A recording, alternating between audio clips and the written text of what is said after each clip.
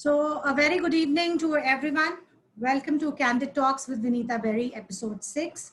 And today's topic of discussion is Fill in the Parenting Blanks. Candid Talks is an initiative of Priceless Parenting, which truly believes in appreciating, accepting, and celebrating uniqueness in each child. So, Henry Ford once said that whether you think they can or you think they can't, you are right. So that literally means that what you strive for your child or what you want your child to thrive. Remember that the words you speak are very important and they take a long way in shaping what your child will become. As parents, we all are kind of playing juggling in responsibilities and kind of playing between so many roles and doing a balancing act because we are always in a confusion how much to do for the child, or will it be like I am I doing too little या मैं कुछ ज़्यादा कर रही हूँ. And sometimes you feel that the reactions you are giving are also questionable, that are you being too harsh or are you being too soft. So we are always confused as parents. So the balancing act is actually very difficult and it goes on from time to time. Rosenthal and Jacobson did studies and they talked about a phenomena which is called Pygmalion or Rosenthal effect. So this phenomenon suggests that when you have positive expectations of your children, from your kids, these expectations can affect the reality and they can create self-fulfilling prophecies. The opposite phenomenon is called golem effect. So that suggests that low expectations lead to poor performance by the children. But the question is, what do the kids find effective? What do kids secretly, I mean, do they admit or not that what works and what doesn't work? What do they wish that what their parents would have done differently, that they would have felt better? I mean, there's so many questions that come up. And, Joseph W. Galt describes that parents tend to see child rearing only through their own eyes and not through the child's, which I think is so true. And this is the reason I was myself so curious to attend this workshop. Not that I'm the moderator, but then I was really, really excited because I wanted to hear it from the children's mouth.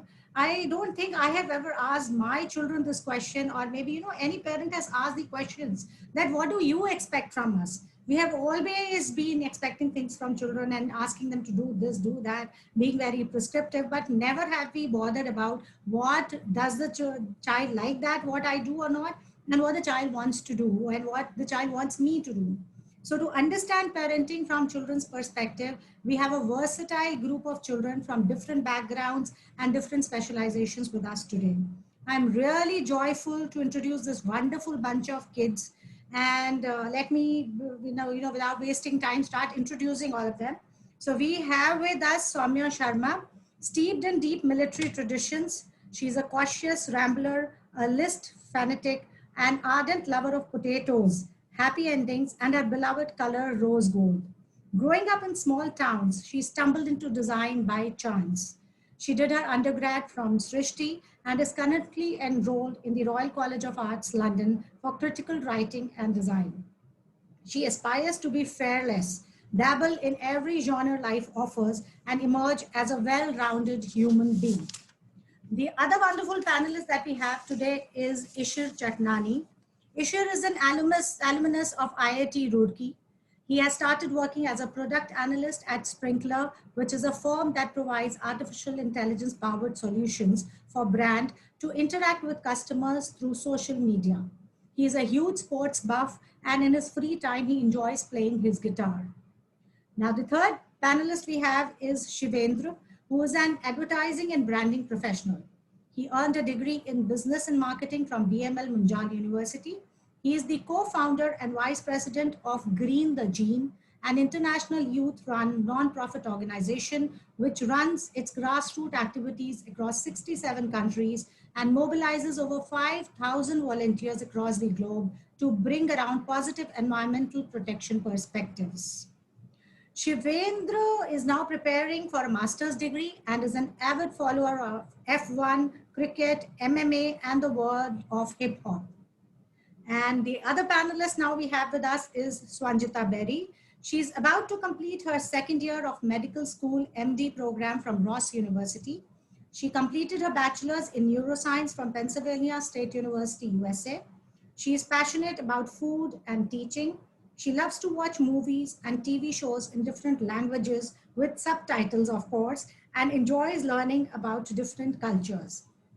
I welcome all of you to Candid Talks, and I'm so thankful to each one of you that you took out time for such a special topic, which I, being the host, I was so much looking forward to it. In fact, it was really a pleasure. It was a kind of a butterfly feeling that what these kids are going to say. But yes, I understand that we're going to start. We know the objective. Still, I would remind you once again, we don't want a sugar coated thing from you. The objective of today's presentation is that yes, some of the parents should have some inputs or maybe insights from you so that they can parent their children in a better way, and maybe they can understand what actually children like and what they don't like. So maybe we can from this platform actually give a kind of a small tips or maybe a training things to the parents so that they can develop better connects with their children. So welcome you all. You all can say hi to everybody. Thank you so much. Hi everyone. You can wave and say hi, all of you, before I start. Yes. Thank you for having us. Yes, thank you. So shall we start? Yeah. Because I am so keen, I can't waste time talking. Okay. Yes. Let's go. So Soumya, we start with you. Okay. So we all presume, Soumya, that the Fauji parents are very stereotyped and very different from a civilian parent. Okay. So I want to ask you, were your parents hands-off parents, in the sense they had few expectations and they hardly monitored your activities, or the hands-on types that they had high expectations, they monitored your activities and they expected you to share meals on the table? So what kind of parenting do you think you had? And how is it different from your friends who have civilian parents? I think I didn't have any friends that had civilian parents till I went to college, and that experience was completely different. But I feel like I had a very good mix of the two. Whereas my parents were very hands-on, like in my elementary years, that is probably my first to eighth grade. Like there were some core values that we. Soumya, you are a little, your volume is a little low. Can you speak louder? Maybe your mic, check your mic. Can you hear me now? Sorry, it's my connection. Can you hear me now? Hello? Yes, I hear you. Am I audible? All right. Okay. I'll speak a little louder though. I'm saying, I think we were taught core values as kids. These were non-negotiable basically, according to my dad. And the rules are very simple. Like you're allowed to do whatever you want, but the things that we expect from you, those have to be delivered. For example, meals have to be had together on the table. We have to discuss everything, like not everything, but basically what happened in school, what's going on with our friends. There was a basic discussion. But the beauty was that we were always given that space to say whatever we wanted to say on the dining table. So coming to the dining table was a rule, but whatever discussions we had there and the topics of conversation and all was very non-stereotypical. Like we had the freedom to express whatever thoughts we had from the very start.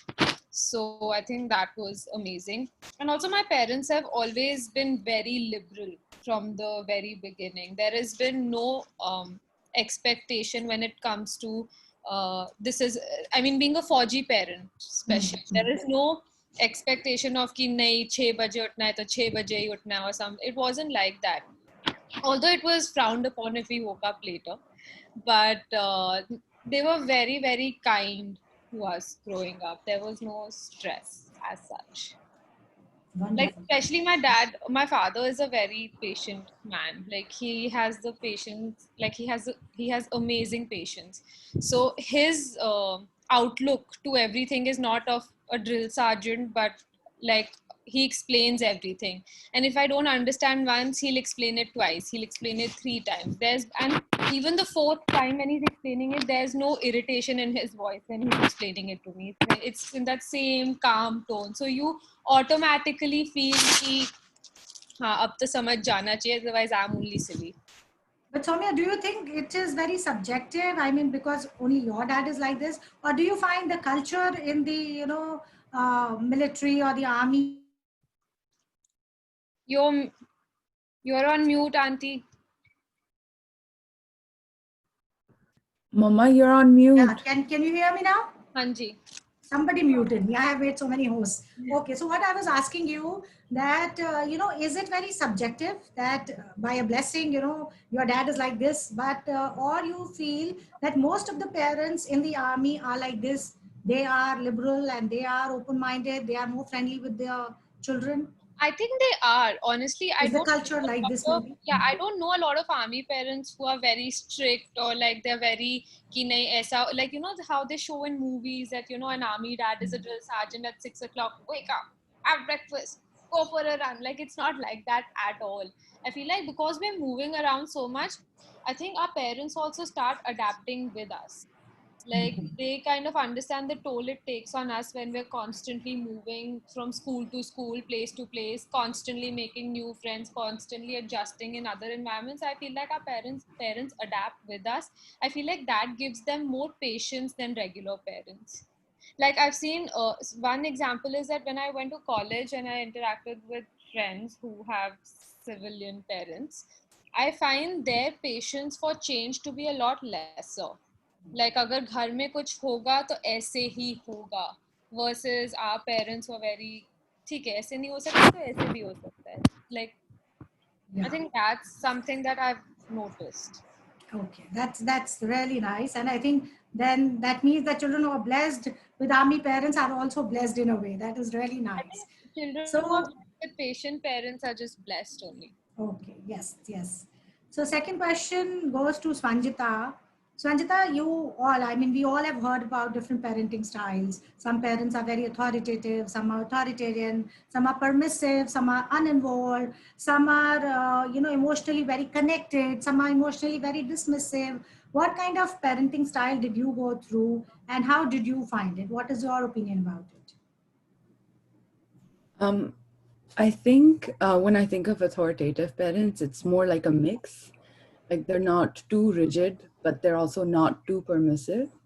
And I think that is the parenting style that you and Papa follow. And I do feel like because you're sort of in the middle and you're balancing out everything, you as parents had really good emotional control, and that is something that I learned, and it helps me get a better kind of control on my emotions or deal with my own emotions, because of the parenting style that that was like a nice mix.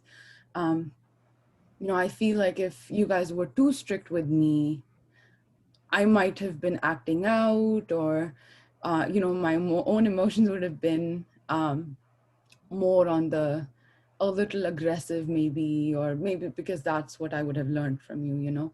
Or if you were too permissive, I would have been too careless.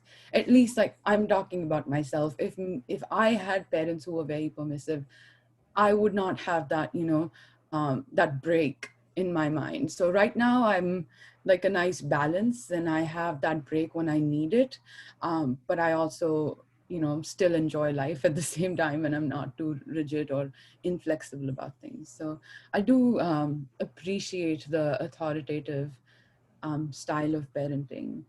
And even if, like, to the parents here, even if you feel that you're being too rigid or you're being too permissive, you can still, it's not, I feel that parents can always work to get to that happy balance. It's going to take extra from you, but you can always get there. Just because you're naturally a permissive parent doesn't mean that you can't I think, transition to being an authoritative parent. I mean, I'm not a parent, so clearly I know how I don't know how difficult or easy it is to do that, but at least from a child's perspective, it really helps with controlling our own emotions. And yeah, thank you. I think what you mean to say is that if the parents create that balance and they are emotionally able to regulate their own emotions, I think that's a good demonstration for children. So children also pick up that kind of an attitude.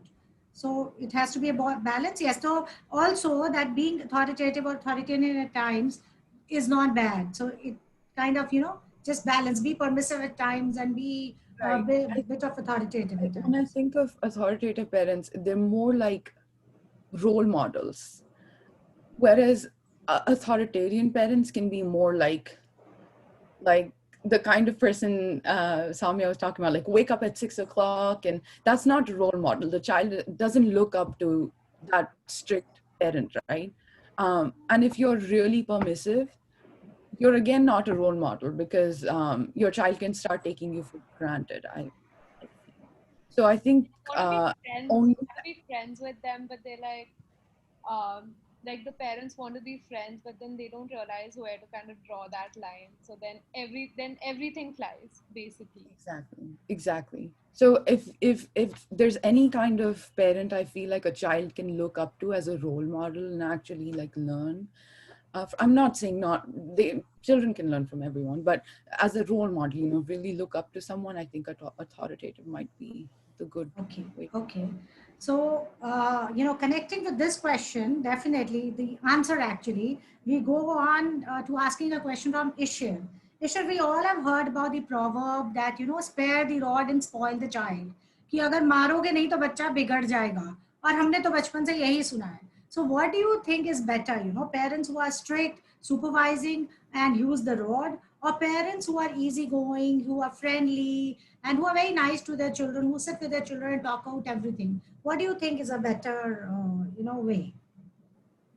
Mm, I think, first of all, being strict or being very friendly with the child depends upon the situation.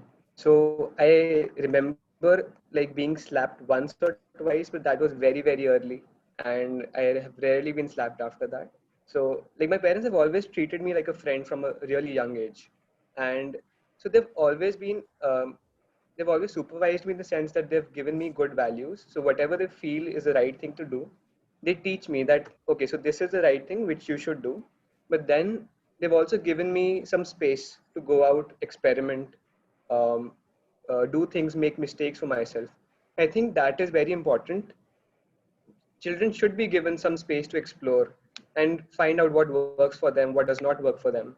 And I think parents should like allow children to take decisions, but they should help them build a framework of how to take decisions. So like for example, like when I was doing my JE prep, right? So if I had very supervising strict parents, they would have been like, they remove the TV and like you have to keep studying, keep studying. So my parents were not at all like that. They gave me the chance to like explore, do things for myself. There were a lot of times when I wanted to study and they used to say, let's take a break, let's go out to eat something, let's go on a trip, whereas I used to tell them, please let me study. I think that is one thing. And I think, yes, you also have to be strict when you feel it is necessary. When you think that your child is going down the wrong path, which you know will maybe lead to some harm, you have to be strict. But I think there has to be a balance. And if you treat your child like a friend, it and you should also involve him in decisions, whatever decisions you are taking. It helps them build a sense of responsibility for themselves, take control of their lives, and maybe like Swantita mentioned, that if my parents were too strict with me, I would have had a rebellious phase. But if they've allowed me to take decisions for myself and do experiment a bit, I think we can like cope with that. Wonderful. So tell me one thing, wherever a parent becomes harsh, or actually, obviously the parent knows that the parent is right and you are wrong at times, and the parent becomes angry or harsh, how does a child feel that time? When you know that you are not right, your parent is right, but still you don't like your parent to be angry or, react in that way. How does child feel that time? I think for a very short period, when you feel that you are right, so for example, if my parent, one of my mother or my father, like they tell me that you're not supposed to do this, we won't allow you to do this. So at that instant, I would feel resentment or I would feel angry. But after a while, when I have calmed down, maybe after a few hours, then it gives you a perspective to look out at things and realize that maybe, okay, so what they were saying, maybe that was correct. And I think there should also be that scope. If I feel personally that whatever I was told or whatever they asked me to do, that was not correct, then I should be able to talk to them that I still think that what you told me, that is not correct and I feel this way. So there should be that scope to talk easily and communicate. But what is the But first reaction? What is the first reaction? That is only after a little bit of thinking. What is the first reaction when you don't like it? I कि think क्यों मम्मा ने इतनी जोर से गुस्सा किया? Why she's doing there that? is Why dad is doing that? definitely some resentment, and I'll definitely feel angry for a few hours at least. Okay. But I think that dies down. Really, that is nice. Okay, so it's nice, nice perspectives coming out. I'd And like to take it. what? Okay. So Shiven, my next question comes to you. Do you think it is good to have some kind of ground rules from the beginning for the children when they are growing up, or should they be given enough freedom to make choices in every sphere, since their childhood? What is your take on this? I think from the way our conversation as well has been going over here, I think it's very important that you early on you instill good values in a kid, and then over time you give them the platform to make decisions, to see what is wrong, what is right. If you teach them early on what is wrong, what is right, they of course build that capability over time to assess things from their own perspective. And then when they reach that point when they can take certain decisions, looking up to their parents, of course, like how decision making works. And I think empathy is another key factor when the parent understands from where the child is coming from. And even the parents understand from where the child is coming from, and the child understands where the parent is coming from. So it's a two-way street, and that's how I think it works specifically to this situation. But what do you say about setting ground rules in the childhood? कि बचपन में ही उसको बोल दिया, बचपन में अगर हमने नहीं बोला कि आप अपना कमरा समेटो, अपनी चीजें उठा के रखो, but once the child grows up, 15-16 साल का हो गया, तो we start saying, अरे तुम neatly नहीं रखते हो, तुम अपना सामान नहीं संभालते, अलमारी नहीं संभालते. Right. So do you think it is okay कि हम बचपन में छोड़ दें और बड़े होके बात करें, or you think that we have to start doing this from the very early years in life? Yeah, I think there are this. Of course, there's supposed to be certain rules set down for a kid. Those rules change over time for a teenager in the adolescence phase, and then they change over time when he or she becomes a young adult or changes the phase. So I think with the different phases of the child, it's important to mold those rules and see where your child fits and which kind of rules can you think that the child would, appreciate putting in place as well. So can you tell me generally what kind of rules do children appreciate? Give me just 2-3 examples of what is, very judicious enough for a parent to expect from a child to follow what kind of rules from the beginning. But then Maybe the a question child is, say around 2 years, 3 how years. old is the child? I begin with 2-3 years. Maybe the child is 2-3 years. तो अंगूठा चूसना छोड़ना पड़ेगा उसको पहले. But वो तो कोई ground rule नहीं है. Ground rule क्या है? Ground rule could be for a 2-3-year-old, I think, just to like chew your food. Start by like small habits, chewing of food, and then spending time with family, trying to do some sort of physical activity and not just sleep all the time. As a small kid, I'm just assuming. And at the age of 10 Become a little years? physically active. What at the age of 10 years? At the age of 10 years, then of course you should be able to keep your own room clean. You should be able to take care of your own personal hygiene at times. You should be able to manage your homework. Like the parent at the age of 10 to 12, the parent should not be like sitting with you to get your homework done. You should be knowing that this is what I'm supposed to do during my day. You should have maybe a set timetable, maybe, or like depends on how the kid is. And what about the ground rules at the age of, say, 16, 17, when the child thinks that, yes, he knows all and he's the smartest? What kind of ground rules work at that then time? I think then the list tends to go on. And like, I think Soumya has to add as well. Yes, Soumya, add it. Yes. No, I have a question actually. What are Yeah. ground rules? What are ground rules? Like what ground rules are we discussing? Because I feel like they just vary from like person to person, personality to personality, household to household, community to community. They're very different. So I feel like Absolutely. even when we were discussing morals and like good conscience, like I feel like it's a conscience, like a child's conscience is a very malleable space, right? Like so while you're growing up, you have like this, you can mold your child into whatever you, however you want that child to be. And I find this whole concept of um, good values and good morals to be very outdated. Like there are those core values you have: always be honest, always respect your elders, always. But I feel like Punctuality. if you're teaching them these things, you also need to give them context as to why these things are important. Like abhi somebody in the comments just said, mentioned life skills are also very important. Like I feel like if you look at parenting in as a life, like parenting in a way that where you're teaching your kid how to not just be a good human but how to sustain that goodness in you, that is more important than being like कि अपनी cupboard साफ करो, अपना ये करो, अपना वो, like I don't know if I'm explaining my point well, but I feel like the whole concept of this, you know how we used to have, I don't know if you guys had it, but we used to have like this moral science class till class Yeah, 5, yeah, yeah. right? And we were given these stipulated stories which were like very run of the mill, and they said the same thing over and over again. I don't think I imbibed anything from there.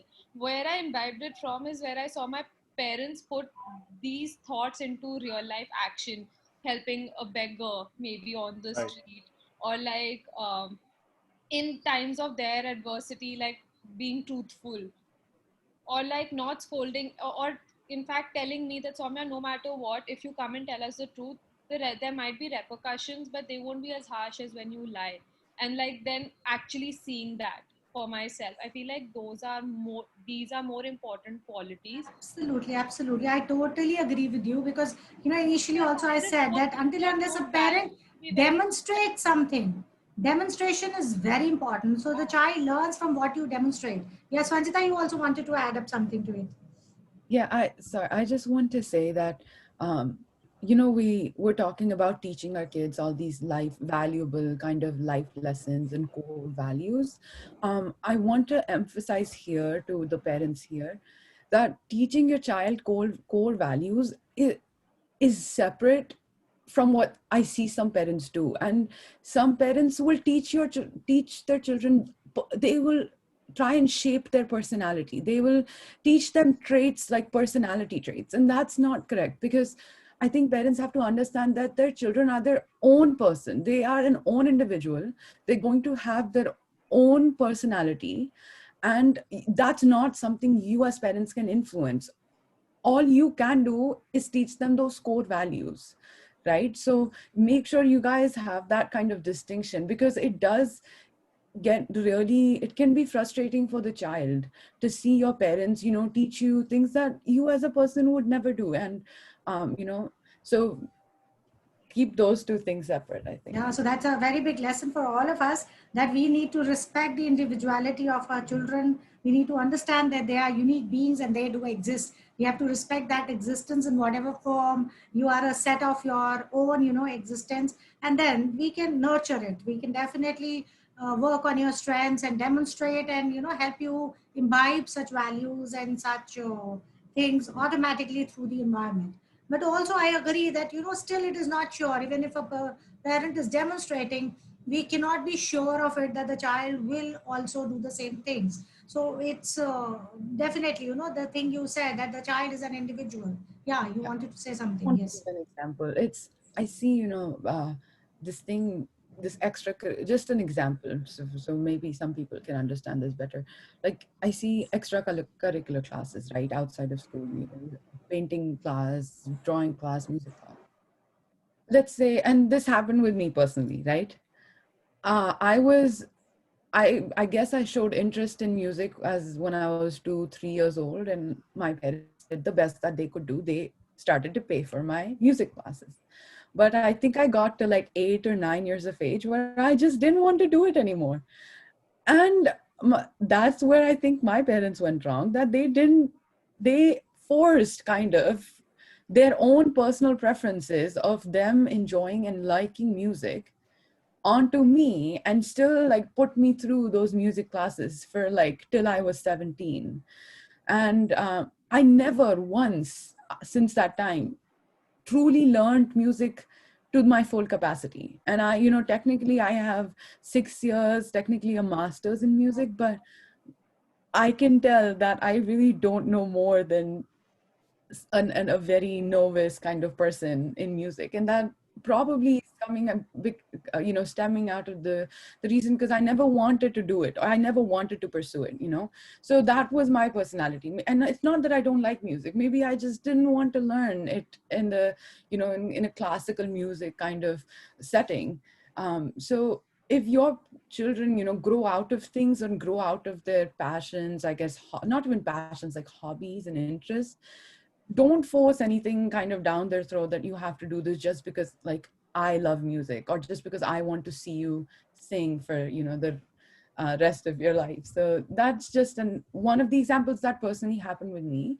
But I'm sure there's so many other examples out That's there. the No, thing, like over investing, like it's not like I think and it's not a it's a very valid feeling on part of the parents where they're like over investing, and like our child has showed an interest and we're investing in this space, not just monetarily, but also running back and forth classes, taking time out, showing that interest. So I understand where they come from. Like it's not like I don't see their space. Also there's this whole thing of like, I feel like Sanchita, 25 years ago to today, if you see, like extracurriculars were not a thing in and हमारे parents का time. So they actually feel like their kids are privileged and should make the maximum of this space that they have been provided. So like as much as I didn't like, I was put in Kathak, I was put in music guitar class, and at that point, like it's very very natural for us to have shifting interests, because as kids we're constantly like one thing to the other. आज मैंने TV पे धूम मचाओ धूम देखा, I want to learn how to play the guitar.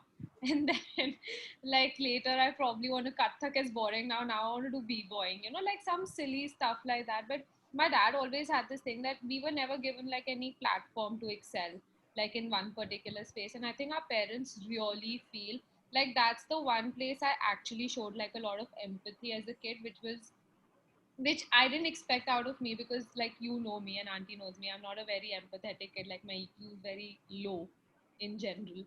But I felt like I understood where they were coming from, because whatever skill and talent they could have acquired like in their time, they were never given that space to.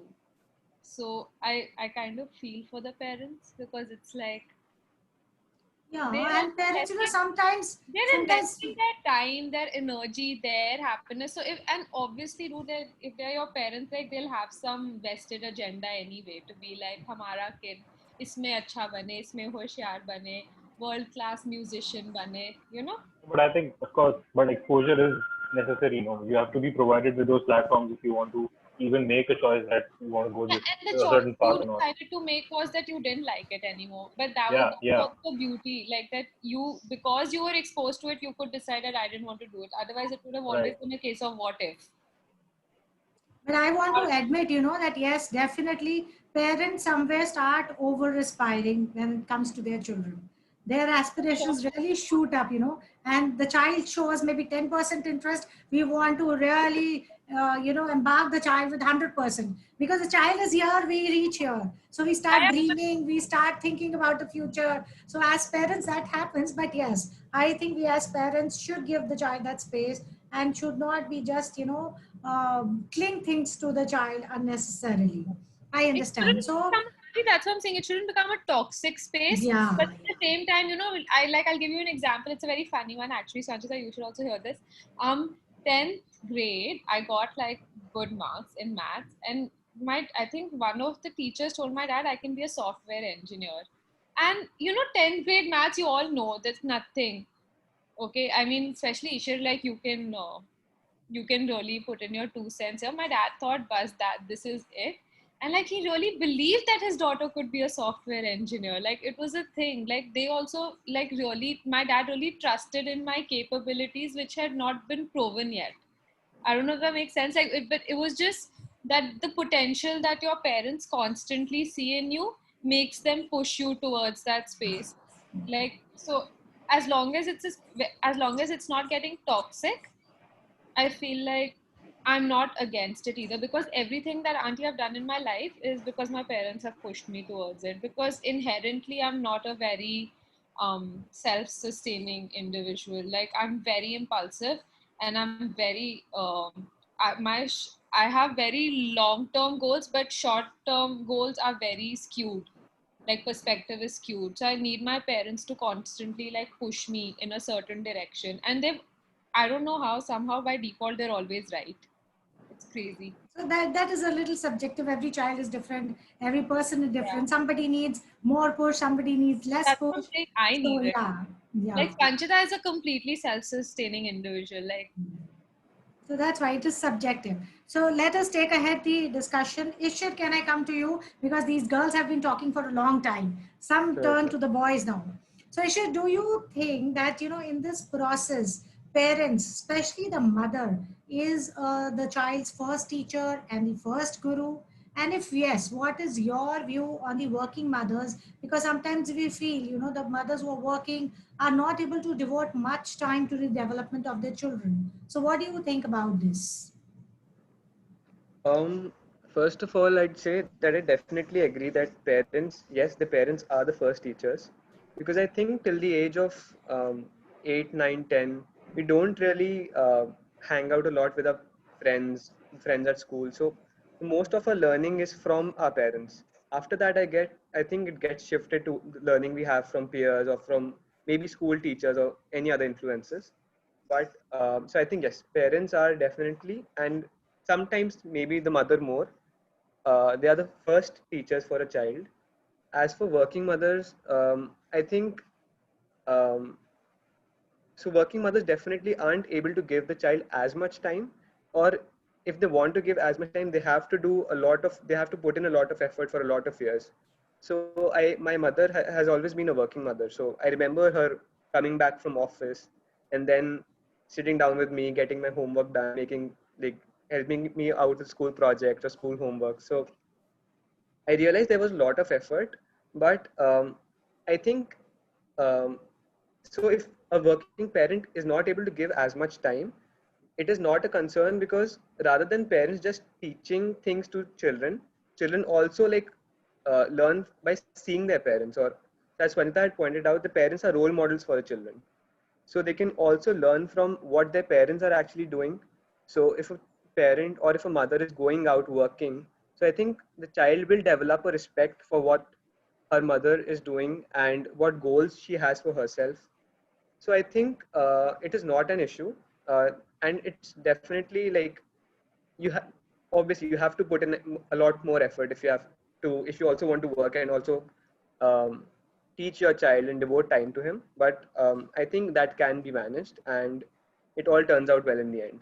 At least it Okay. did in my case. And since, for you, from the beginning, your mom has been working and working for long hours. So, did you ever feel that, would have been better if she wasn't working? Or you wanted her more? Or you think she could do justice with you with whatever time, she had to her best capacity? Did you ever miss her? I mean, that ways? um, there are two things. One, I think one, she was always very hands-on. Even after coming from office, she was very hands-on. And the second is, I don't really think I had an experience of that life where a parent, where my mother was always there at home for me. So I don't think I missed out on that, but I can't really like compare what that experience would have been like. So you think, Matlab, if generally I talk, not, don't take your example, but generally if I ask you, is it okay you feel if the mothers are working, you think they can raise their children in the most competitive and the most effective way? It is possible? Yes, I think it's definitely possible. So, um, I think that okay. So if you're working, you do have to spend a lot of you'll have to put in an extra effort, or maybe lose out on a few hours of sleep to put in that time with your child. I think a child definitely needs a lot of, in the initial years, obviously, he needs a lot of time from his parents. So the parents have to put in that. But I think besides that, yes, any working parent can raise his or her child to be as competitive or as brilliant, or I think that's possible. Yeah, your mother created an IIT and been working, so that is really superb. And I really appreciate, and I want to repeat what you said, that if the mother is working and is balancing the act, I think the child has more respect for the parent, and the child also understands in a subtle way that how important, you know, the other spheres of life are for the mom, and the child imbibes that kind of value system also, right, Right. Ishwar? Yeah. And one more thing I'd like to Yeah. add to this is I also feel that so sometimes um, uh, so I feel that this can sometimes be the case that parents what they teach the child, that is a very ideal scenario.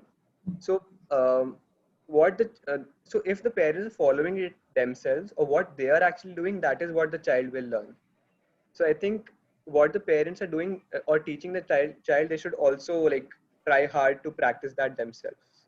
Yeah. So again, we come back to the point of demonstration, that if the parent is demonstrating what the child is expecting the child to do, I think that is the most ideal scenario possible. Leading by example. Yeah, leading by example. Absolutely right. So let us move to Shivendra. Since you popped in, let me bring that question to you now. And you know, since you are in the glamour industry, and you will agree that there's a lot of impact of social media on children these days, and different types of influences on the young children. What are your thoughts on you know, our premise that parents can have an impact on the children? And do you think that parents wield any influence on children these days? Absolutely, I think 100%. Since those they are your first set of teachers, first set of like humans you interact with, and that's where your learning starts. Your your very first interaction with your parents. Since that moment, your learning starts with them, and they influence you for sure. That's what we concluded as well since our conversation started. But since you brought in social media, and I work with social media so closely, I work with different brands trying to promote their products, their services on social media. I think social media right now, there's a series I was watching yesterday called The Social Dilemma. It's on Netflix as well. What it teaches you is that so social media is a different world altogether. And if a child or if any human from a very early age, like we're all 90s kids, and 1990s kids got introduced to social media, and I think we were in seventh, eighth. That was the phase when we got like introduced to social media. And social media definitely it shapes you as a person more than you influencing social media. Social media has the power to influence you back, your behavior, your attributes, the kinds of things you like, the kinds of things you dislike, and it creates like a social biological being out of your personality, and that's how it hits content on you. It gives you suggestions, it gives you ads. So social media and devices, like apart from your parents, this is something that stays with you all the time.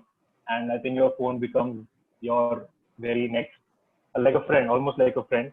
But now it's a friend or a foe, you can't tell these days. And that's what this series, The Social Dilemma, which I was talking about, tells you, that the power of social media and how it's basically shaping our society and the kind of people who live in that society. So I think influences come as a child from parents to social media to different attributes of a society, I think. But social media definitely plays, these days, it plays a big role. Like what kind of content is the child consuming? At what age is he or she allowed to have a phone? And all those things, I think, are very critical key decisions that the even the future parents will have to make. And it's going to be tougher because this system, technology, and social media is not going anywhere. It's like So taking I up a think role some physical space. little bit of policing on the parents' part Right, will help. You know, right. what the child is accessing, what the child is Right. approaching, and I think the parents should keep vigilant, be Because vigilant about online it. there are really no guidelines. Once Yeah, you're on the internet, you are on the internet. There are no yeah. guidelines. So I think So it's this better to space here educate is a them physical space. about how to use it wisely Right, rather than right. saying that don't use it or don't do that. Absolutely. I agree. I agree. Yes. So Swandita, can I come to you for the next question? Yes, Okay, sure. I want to know that what are the some things that you think your parents got right? Maybe you know that you definitely would want to repeat as a future parent. You think that these are the things. This is the actually you know thing that when I become a parent, I should be doing like this. Can you discuss about few such things? I think the biggest one that stands out to me is the constant praise and encouragement that I got from my parents. For the smallest things that I did, I think my parents celebrated like I just become like the president of the country or something. Like every time the celebration outdid the, the actual cause of the celebration.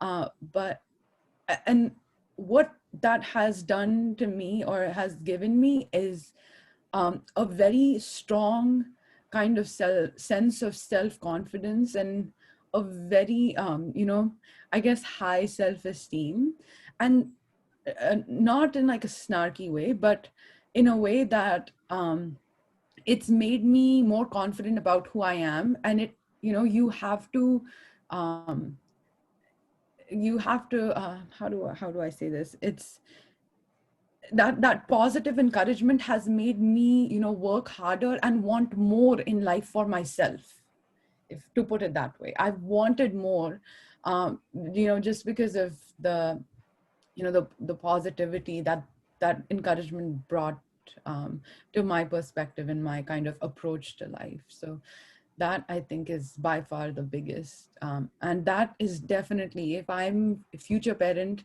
I think that will be something I will make sure my kids get, because it just gives you the sense of being loved, but also helps, you don't doubt yourself when you turn into this adult.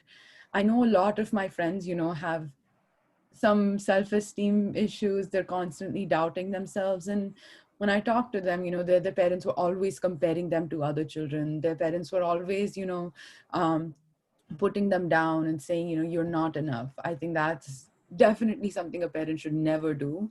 And my parents got right. And what I I will. agree. I mean, it is said, that building self-esteem is bigger than building bridges. So it is actually a tough task, but a very important task. And really, that is the thing that we can give to children, that build their self-esteem high and give them that confidence. So Soumya, can I ask you the opposite question of this? Anything that you ever felt that had gone wrong, or anything that the parents didn't get actually right, and something that you learned that you would not want to repeat as a parent, as a future parent? Um, I feel like because we have such an open space for discussion, I feel like all matters are fixed. Like, like it's this whole space of we talk about it, and then my parents are really amazing that way. They feel like they have no age for learning, so even they kind of like whatever, if we are telling them something's not working out, they work on it.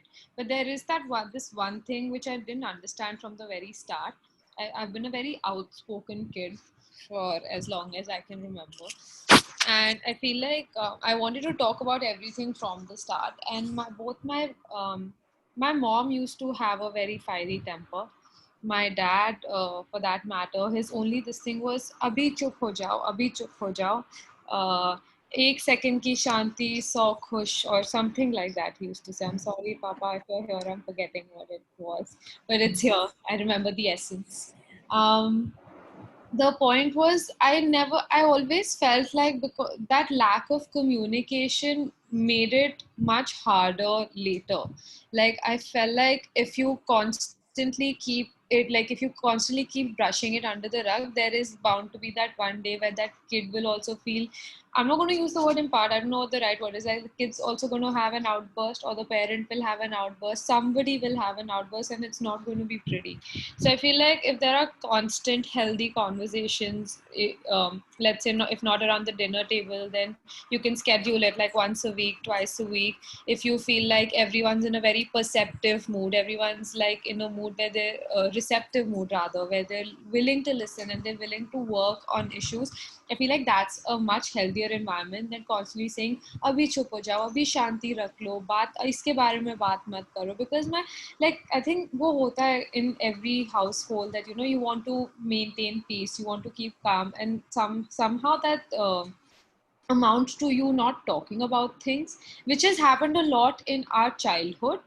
Sometimes it happens if you're living with your grandparents, or if you're living with like, or if you're living in a space and place where even your parents don't have that much control over the environment. What happens is some of their I'm not going to say anger, but whatever issues they're facing, kind of, it comes to the kids too. Like, even though the kids don't understand the parental issues, it could be monetary. For example, there could be a financial issue in the house. There could be some sort of discord in the family. There could be many things, right? But like, the kid doesn't know. What the kid knows is that the kid can instantly sense, like, at least on my sister and I, we could instantly sense that there's something wrong, like that the mood is now fluctuating, the mood is upset, and there was no conversation about anything. So we didn't know, so we were also in that this thing of ki ab gussa honge mama, ab upset honge, ab kam kar do.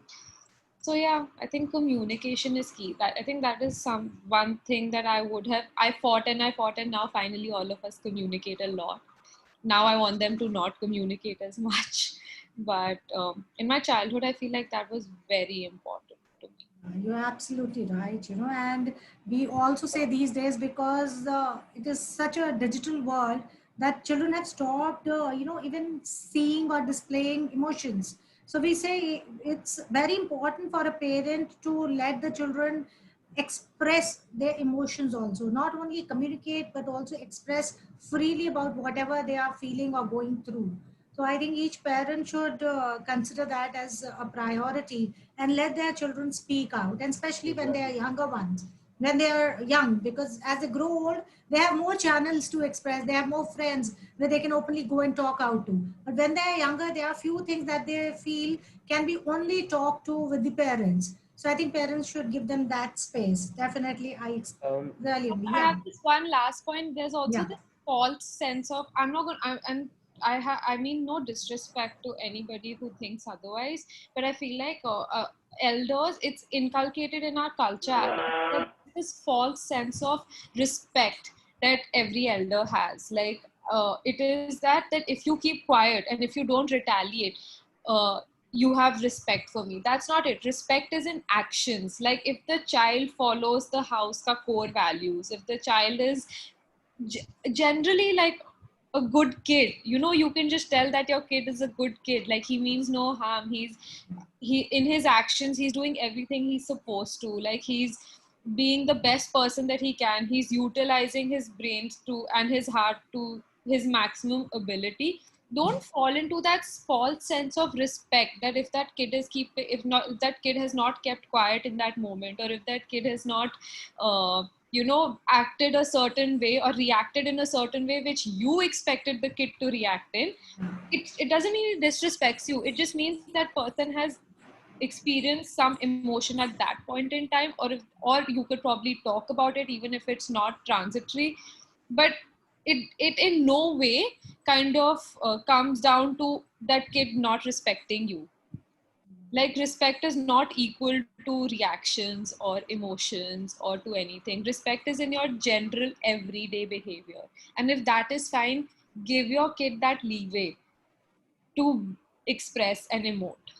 That's just it. Totally agree. Totally agree. And it is really a very important aspect that you talked about. It is very important because respect does not come by behaving in a certain manner at certain times. And we have to give that level to the child, you're right, to express himself or herself, and also stand for himself or herself. Sometimes we also, because of the fear of the norms or whatever value system that we have in the families and the elders are there, sometimes we as parents snub our children from not reacting, just because we know that our children are right, but just because it will hurt the elderly in the family. But I think we should teach our children to talk about themselves, to talk their hearts out and be truthful. Till the time they are respectful enough and what they're trying to say, they are able to communicate in polite words and a nice manner. I think that should be allowed. That's a very wonderful point.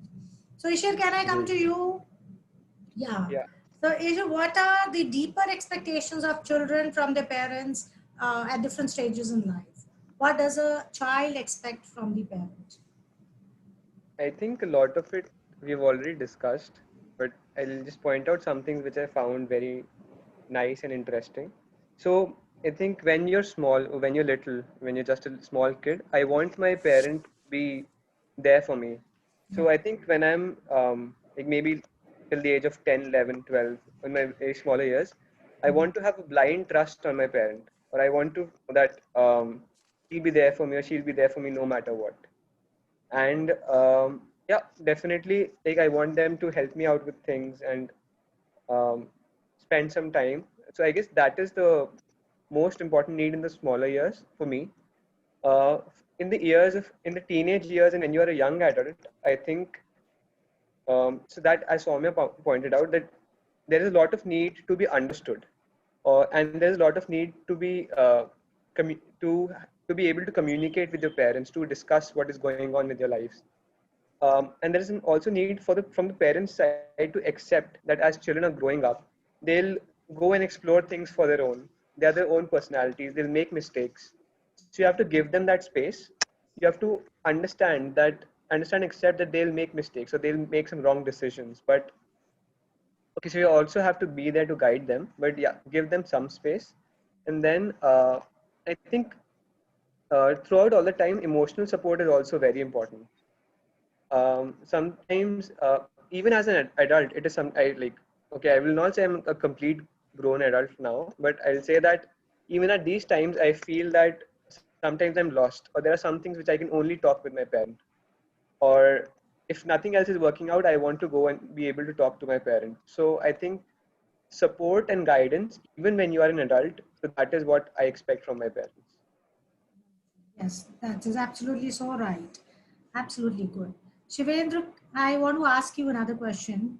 You see, the line between expecting too much from one's child and expecting him to give the best every time or whatever is possible is very blurred. It's a very, very blurred line. You know, how far do you think a parent so should push the child to achieve goals, to achieve whatever goals the child sets or maybe the parent sets? So how good or how fair it is to push the child towards it?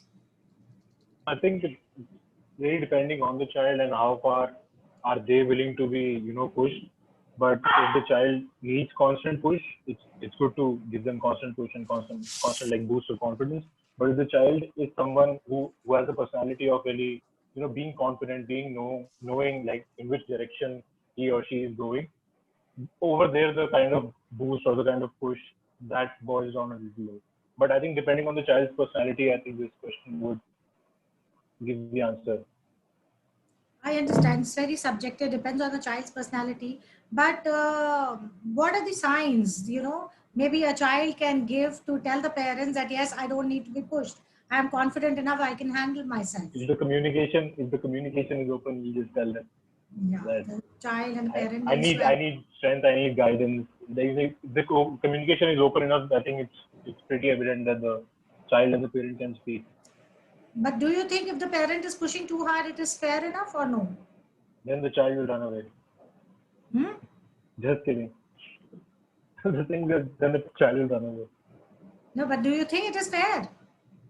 Um, Again, it depends. I mean, it depends on the kind of personality the kid has. It's definitely important to push the kid in the right direction, but like don't overdo it as well, so that the Yeah. kid is frustrated. Yeah, that is right.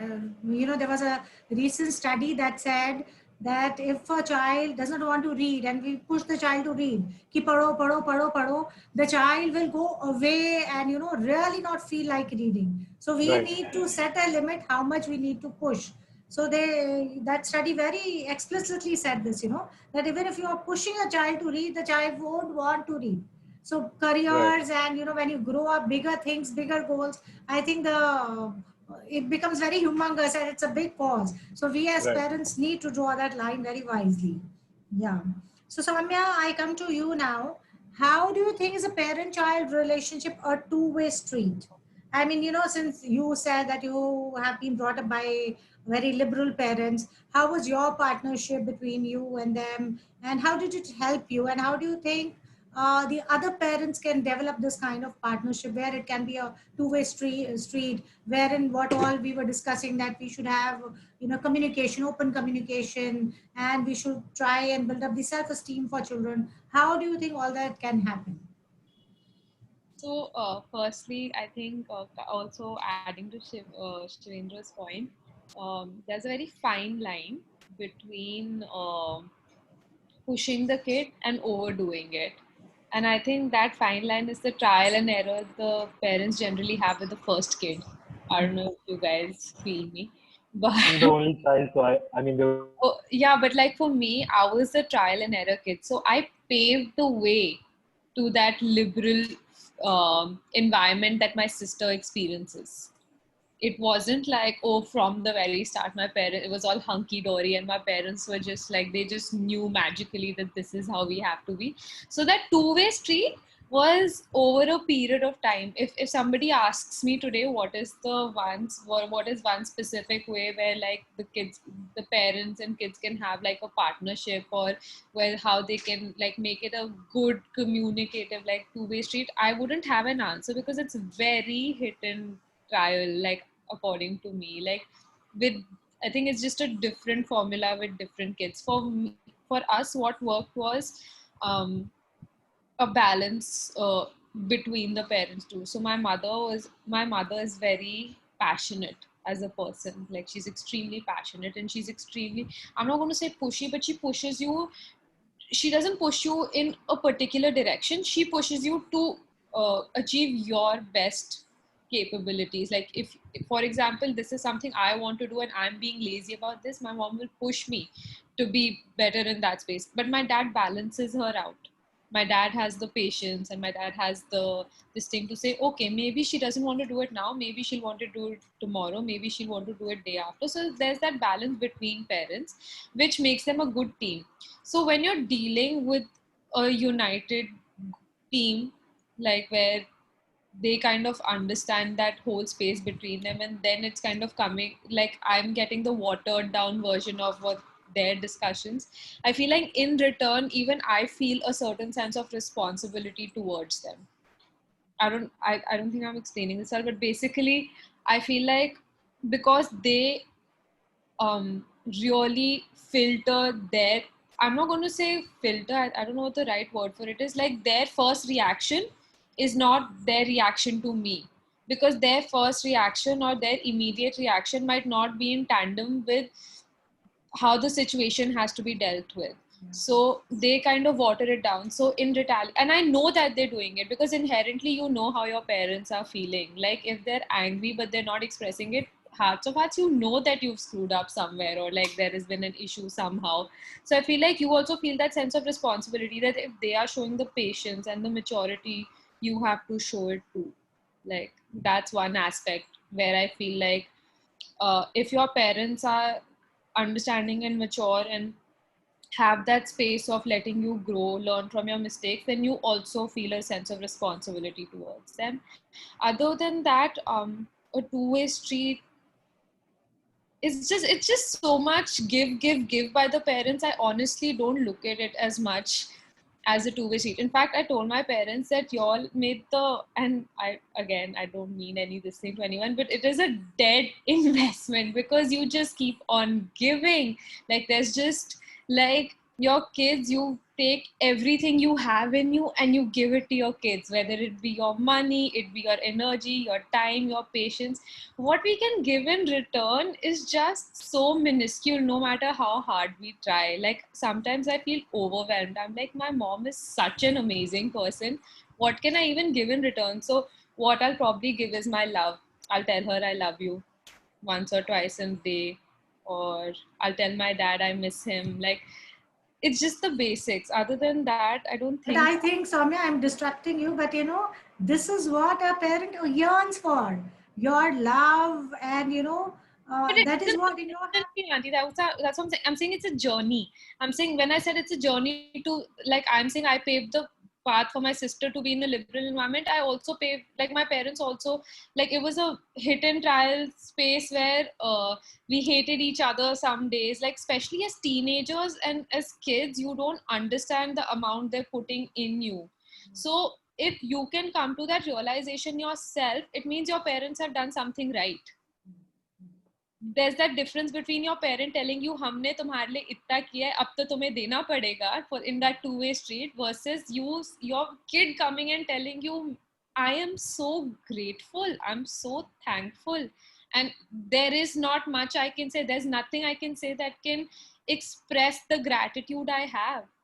And it's not gratitude that you're asking me to have, it's the gratitude I feel because I'm just so lucky. Like, I'm actually getting emotional right now. So sweet. So I always say, unconditional is a word that is explained by a parent. It is like a synonym Exactly. to a parent, that unconditional thing. And I totally agree with you that the first child is generally a guinea pig. We experiment and we really hit and try and we learn while, till the time we have a second child, the second child plays it easier and we play it easier on the second child. It is definitely correct and I will admit it totally. Yeah, So if for any the of first you child, you are, evolving with your children. You are learning. You exactly. actually grow up with your You have child. kids, like if any of you have kids who are like in their teenage space or like growing up, I think expecting instant two-way streets or like expecting instant gratitude, like that's not a thing. But trust me, if you just put in that love and unconditional effort, like your kid is just going to, like, that delayed gratification is going to be Yeah. better than anything. Like, Absolutely. It's like a we don't boomerang. leave our Throw is mom. gonna come Have around. you seen it? I don't leave my mom at all. Like, she is my best friend. She is my confidant, and she's my cheerleader. She's everything to me. So like, it's So today, crazy. mom is going to be on the seventh sky, She is, getting all this from you. actually, she's got here. Had she been here, I would have like not probably said as much. She's but, amazing. but She's a but that super, is more better. The real feedback is that is given behind you, not in front of you. yeah. So that is the true feedback. So Sanjita, the probably we are going towards the end. Last question before we have a fun round after this is, Sanjita, do you think your parents took some initiatives to build the generation gap? If yes, how? And if no, then how did you cope with it? Um, there, well, there's no doubt about it, right? There is going to be a generational gap. I feel a generational gap between me and like someone 4 years younger to me. So there's always going to be that, you know, kind of oldie mentality. Um, and I think my parents definitely tried to, bridge the generational gap. Wait, can you repeat your question? Like, how I do said, you? what kind of initiatives did your parents take to build that generation gap? I don't know if it was something so direct, like in my face. It was really subtle. Um, and I do know that, again, like, if my father, like, this is like a recent example, and, my dad encouraged, told me that last time I went home last December, we had, some worker or some, we got majdoor at our house, and my dad asked me to make tea for everyone, and I just got the tea in like like not, I know that, this might be a little surprising to some people, but I just got the tea in like the regular cups that all of us drink tea in. Um, and I take it, and my dad was so proud of me for just that small little thing, that I wasn't discriminating between, a majdoor and a worker and the people in the house. um, and I didn't even realize, that was something I didn't even realize was a big deal. But I guess from the times that my dad comes from, it is a big deal to him, and just the fact that he will appreciate that. And I think he probably also felt really proud that he's managed to not let, the kind of the bad things that were there when he was growing up trickle down into this generation. So I think it was like a really proud moment for him, because still some people are going to give like steel ka glass or a different cup. It's so subtle, the casteism or whatever. But as long as parents can prevent those ideologies that move with time, that's not what this time is about. And I think my parents have done that, and they're also like really proud, and they show it when they're proud. um yeah, that's the only example that comes to my mind right now. And we all say, for when it comes to family life, everyone strives to figure out how the relationship between parents and children can become ideal. And positive parenting techniques definitely work, to raise children with discipline, with good moral values. And they are every parent's dream. And I think we all are so proud to build up a generation like this, although it is not easy. Believe me, it is not easy. And it is actually, I think, a partnership between a parent and a child. We all want that the children should be happy, should be successful. But sometimes we wonder, how do we get there, without expecting too much from you or without breaking your spirits. So there's a small quote that Lady Bird Johnson says, she said that children are apt to live up to what you believe of them. So in other words, that a child is likely to behave according to what she is expected of, what the child believes that, yes, this is what my parents expect from me. And the research also says, we definitely as parents vouch for it, but yes, research also supports the views that if you want your child to thrive, you must hold great expectations. Do not undermine your children. That is really, really important. So this is a very beautiful thing that we had, beautiful discussion. But before ending it, I want to have a very fun-filled, a joyful round, a rapid question round with all of you. And I want 4 of you to give me a very instant answer that comes to your mind. Are you all ready? Shall we start that? Yes. Okay. So Swanjita, the first question for you. What is your mom's favorite line when she gets angry with you?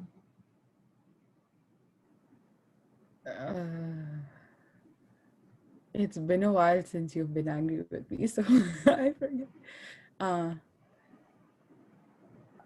So many things. I passed. Okay. So Ishar, what is your dad's takya kalam for you when he interacts? Any takya kalam?